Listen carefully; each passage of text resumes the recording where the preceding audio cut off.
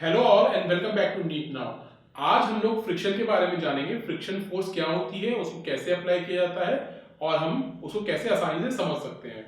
तो कभी कभी आपने नोट किया होगा कि एक अलमारी अगर आपके घर में कोई है और आप उसको पुश करने की कोशिश कर रहे हैं तो बहुत ज्यादा ताकत लगती है।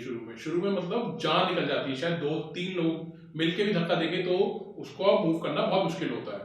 पर जैसे ही वो एक बार मूव करने लग जाती है तो वो आराम से मूव हो जाती है। मतलब शुरू में जितनी ताकत लग रही है आपको उतनी नहीं लगती है, मगर तब भी आपको ताकत लगानी पड़ती है। क्या रीजन है इसके पीछे, आज हम लोग यही देखेंगे।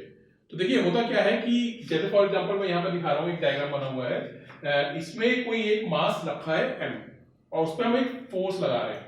तो होगा क्या, फ्रिक्शन फोर्स हमेशा रिलेटिव मोशन को अपोज करेगी। मतलब क्या इस बात का, अगर मैं फोर्स लगा रहा हूं उस डायरेक्शन में एक्स एक्सिस में, तो हमारा जो फ्रिक्शन फोर्स है उस मोशन को अपोज करने की कोशिश करेगा, हमेशा अपोज करने को। अगर मैं अपनी फोर्स का डायरेक्शन चेंज कर देता हूं तो क्या होगा, फ्रिक्शन फोर्स भी अपनी डायरेक्शन चेंज कर देगा। रिलेटिव मोशन को अपोज करता है फ्रिक्शन हमेशा। ऐसा क्यों होता है, क्या होता है, मतलब फ्रिक्शन कहां से अराइज करता है। देखिए होता यह है कि हम भले ही हमको अपनी नेकेड आई से दिखे कि आपकी जो सरफेस है वो एकदम क्लीन है, एकदम पॉलिश्ड है, बट ऐसा नहीं होता है। जो आपकी सरफेस होती है वो काफी उबड़ खाबड़ होती है, उबड़ खाबड़ टाइप की होती है। अगर आप उसको माइक्रोस्कोप के अंदर देखेंगे तो काफी ज्यादा उबड़ खाबड़ आपकी सर्विस होगी, आपकी सरफेस होगी। अब जो भी चीज इसके ऊपर रखी रहती है उसकी सर्विस भी ऐसी ही होती है, स्मूथ नहीं होती है, काफी उबड़ खाबड़ होती है। अगर कोई चीज इसके ऊपर रखी है, ठीक है, तो वो भी उबड़ खाबड़ ही आएगी और ऐसे ही होगी। इसमें क्या होता है कि जो उनका सरफेस एरिया कांटेक्ट का होता है वो बहुत कम होता है और बहुत छोटे छोटे पार्ट जगह पे वो कांटेक्ट पे रहता है। इतने क्लोज आ जाते हैं ये लोग उस पोजीशन पे कि मॉलिक्यूलर फोर्सेस एक्ट करने लग जाती है और मॉलिक्यूलर बॉन्ड्स बन जाते हैं आपस में। तो जब बॉडी काफी देर तक रखी हुई है, जैसे फॉर एग्जांपल आपकी अलमारी बहुत देर तक रखी रहेगी वहां पे, तो क्या होगा, मॉलिक्यूलर फोर्सेस डेवलप हो जाएंगी आपकी ऊबड़ खाबड़ जो जमीन है और उसके बीच में। मॉलिक्यूलर फोर्सेस इतनी ज्यादा स्ट्रांग होती नहीं है, पर तब भी कुछ फोर्सेस तो है ही जिनको आपको ओवरकम करना पड़ेगा उस अलमारी को मूव करने के लिए। ठीक है, तो जब तक बॉडी मूव करना शुरू नहीं करती उससे पहले जो आप फोर्स लगा रहे हैं तो एक फ्रिक्शन फोर्स अपोज करेगी जो कि ज्यादा होगी। उसको हम लोग कहते हैं स्टैटिक फ्रिक्शन, क्योंकि बॉडी आपकी उस समय तक मूव करना शुरू नहीं हुई है। पर जब एक बार आपकी बॉडी मूव करने लग जाएगी और उसके बाद आपको जो फोर्स लगानी पड़ेगी वो काफी कम होगी। क्यों कम होगी, क्योंकि जो आपका फ्रिक्शन फोर्स है जो आपको अपोज कर रहा है वो रुक गई, वो आपकी कम हो गई है। कम होने के बाद उसको हम कहेंगे काइनेटिक फ्रिक्शन। काइनेटिक फ्रिक्शन हमेशा स्टैटिक फ्रिक्शन से कम होगा। रीजन ये है कि स्टैटिक फ्रिक्शन के दौरान जब आप फोर्स लगा रहे हैं आपको मॉलिक्यूलर फोर्सेस को भी ओवरकम करने की जरूरत पड़ रही है। ठीक है, अब हम देखते हैं कि किस तरीके से ये हम अप्लाई करते हैं अपने क्वेश्चंस में। ठीक है, इसके लिए मैं आपको इसी एग्जांपल में लेके चलूंगा। इसमें हम लोग एक फोर्स लगा रहे हैं F, ठीक है। दूसरी फोर्स इसमें अब क्या लग रही होगी, दूसरी फोर्स लगेगी, अगर हम इसका फ्री बॉडी डायग्राम बनाए इसका मास m का, तो हमारा क्या होगा। ठीक है, पहली फोर्स तो हमारी आ रही होगी यहाँ पे F, मान लेते हैं इसको F। ठीक है, दूसरी फोर्स कौन सी लगा रही होगी, हमारी ग्रेविटेशन फोर्स लग रही होगी। ग्रेविटेशन फोर्स लग रही होगी नीचे की तरफ को, ये कितनी होगी mg। ठीक है, तीसरी फोर्स कौन सी लग रही होगी, तीसरी फोर्स लग रही होगी हमारी ऊपर की तरफ को सरफेस, कांटेक्ट सरफेस लगा रही होगी, that will be after n क्या होगा, नॉर्मल रिएक्शन। ठीक है, और चौथी फोर्स क्या होगी, फ्रिक्शन फोर्स। फ्रिक्शन फोर्स होगी आपकी यहां पे, हमेशा मूवमेंट के डायरेक्शन के अपोजिट। ठीक है, तो ये होगी F। ठीक है, अब हम मान लेते हैं कि इस डायरेक्शन में ये बॉडी a एक्सेलरेशन से चलने लगी।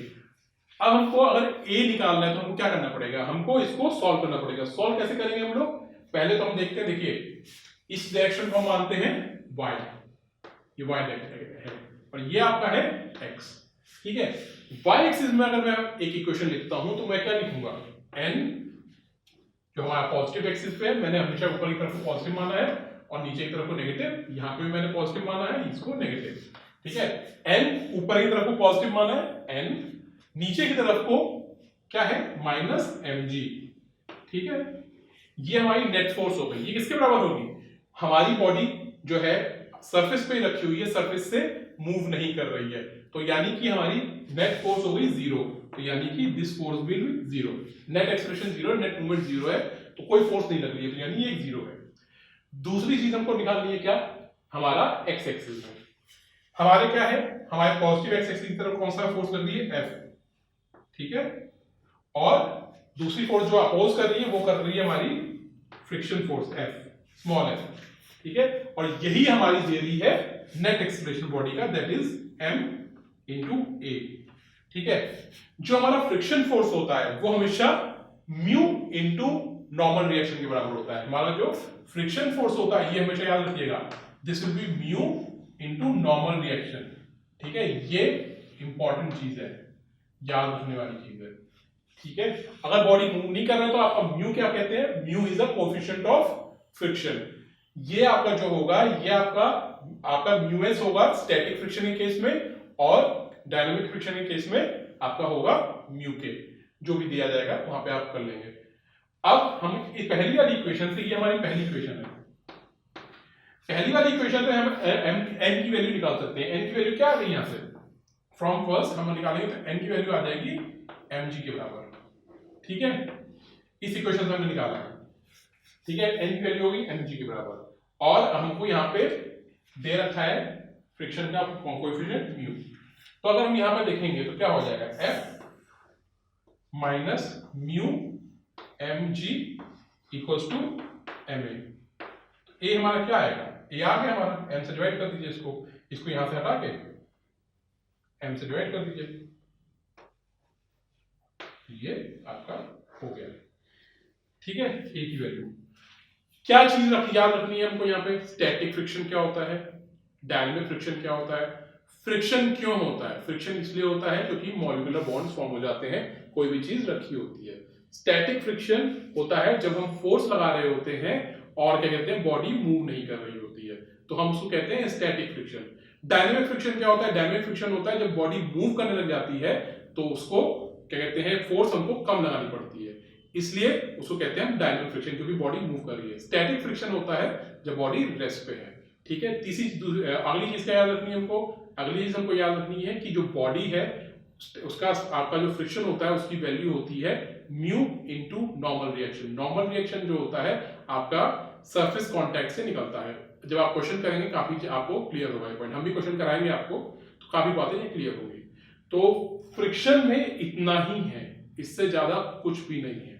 अगर आपको ये पॉइंट्स क्लियर है तो फ्रिक्शन आपको एकदम क्लियर है, आपको सिर्फ क्वेश्चंस करने हैं। जब आप क्वेश्चंस करेंगे तो फ्रिक्शन की काफी वैरायटी के क्वेश्चंस आपको मिलेंगे, कैसे आपका एन चेंज होगा, कैसे आपका ये चेंज होगा, तो आपको काफी ज्यादा नॉलेज मिलेगी, ठीक है। मैं उम्मीद करता हूं ये छोटे से वीडियो में आपको फ्रिक्शन काफी हद तक समझ में आ गया होगा। अगर ना आया हो तो प्लीज कमेंट बॉक्स में लिख के हमें बताएं, हम आपकी प्रॉब्लम को सॉल्व करने की पूरी कोशिश करेंगे, ठीक है। हमारी टीम ने यहाँ पे डिस्क्रिप्शन बॉक्स में काफी लिंक्स दे रखे हैं जहां पे आप जाके हमको फॉलो कर सकते हैं, हमारे नए नए अपडेट्स के बारे में आपको मालूम हो सकता है और आपको काफी नॉलेज मिल सकती है। बहुत जल्द हम केमिस्ट्री का भी शुरुआत करने जा रहे हैं, ठीक है। तो आप हमारे साथ जुड़े रहिए, फिजिक्स, केमिस्ट्री, बायो तीनों हमारे चैनल पे आपको मिलेंगे और बहुत अच्छे मिलेंगे, ठीक है।